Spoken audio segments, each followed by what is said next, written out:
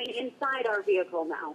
So, so the town of Banner, Emily is right there looking at. The town of Banner is going to get hit here in about a minute.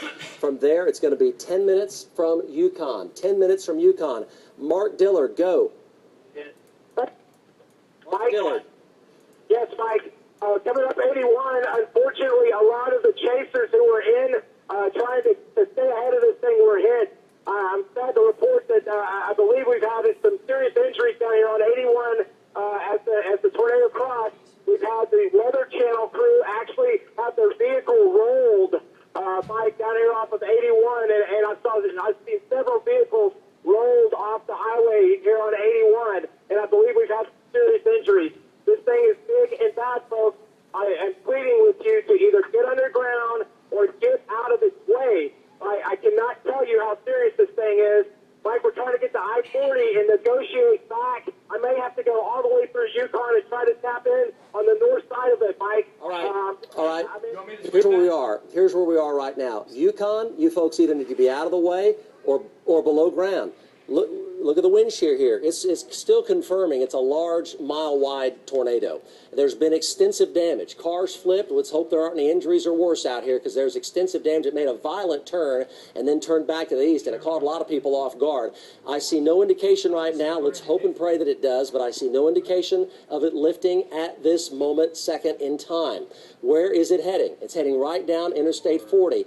You cannot be above ground in Yukon. You've got to go south, and you need to go now. And you need to be below ground. Interior closet or bathroom's not going to do it. Storm cellar or basement. Yeah, all of Yukon. If you can't find, go to your neighbor's house. Go wherever, but do it right now. Right now. You've got about 10 minutes here. If it doesn't lift, it's going to go right through the middle of Yukon, and it's a mile wide. It's hitting Banner right now, and it's on I-40 right now. No one should be traveling westbound out of Oklahoma City on I-40. The tornado's totally encompassing I-40, coming right down I-40. So there's your time of arrival. Bethany at 6:48, War Acres at 6:49. It is 6:32 right now. So 6:32, 6:49 for Bethany, and everybody in here, this is a tornado emergency for Yukon and all of west central Oklahoma City. Everybody in through here, War Acres, Bethany, call your neighbor. Go to that place. If you can't, you need to be going, I would recommend going southbound. You need to part the water with this. You need to part the water and get out of its way. Bethany, War Acres, all the way down to the airport, I'd go southbound, do it now. And if you wait much longer, this is softball size hail. All this purple is softballs. So you're going to be in softball size hail trying to do that. So don't wait. If you can't go below ground, yes, it is still on the ground on the south side of I-40 right now.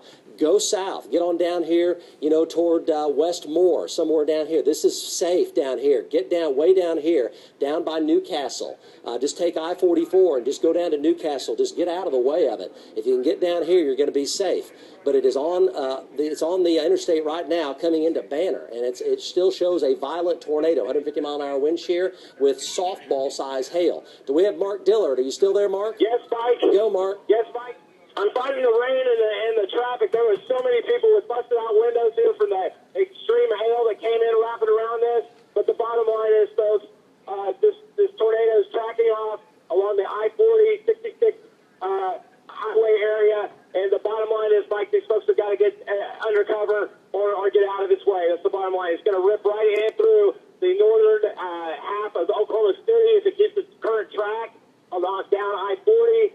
The bottom line, another worst-case situation here for us, Mike, and I simply cannot see a cloud definition in front of me due to the fact of all the driving rain. We're going to try to work as fast as we can east and northeast to try to get around it as fast as I can, Mike, and try to give you some sort of picture. I think I'm going to be cut off. I-40 is shut down right now, and I'm just going to try to get ahead of it as fast as I can, Mike. Back to you. All right, let's go to the South Doppler. We're going to go to Reed Timmer here next. South Doppler. The tornado appears to be now on I-40 north. It's what we call occluding. It's wrapping up into the core here. It may or may not dissipate, but oftentimes this is the first step toward possible weakening. This may be the first step toward possible weakening, but I do not want to say that it's weakening yet. There's still an eye with it. It's right here. This is the town of Banner. That's 1, 2, 3, 4, 5 miles from West Yukon right now. Reed Timmer joins us now live looking at it. Reed? Reed, you're on. Go. Tornado emergency for Yukon, tornado emergency for all of West Oklahoma City, all the way up as far north as Britton Road, I would say. Britton Road, Wilshire, 63rd, 50th, 36th, 23rd, 10th, Reno, and South 15th at least. Tornado emergency for all of you folks. Talking about Council, County Line, Rockwell, MacArthur, Putnam City West, possibly even Putnam City North.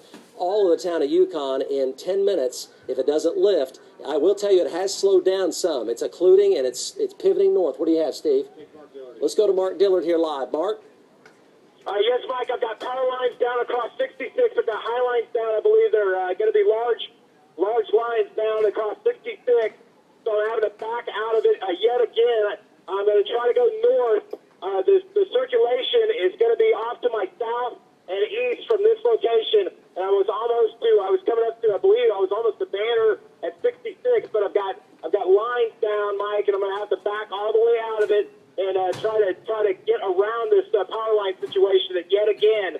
So the rain is wrapping back in, and the circulation has got to be off to my south and east. Mike, back to you. Okay, it's over Banner right now, and it's over Route 66 and I-40.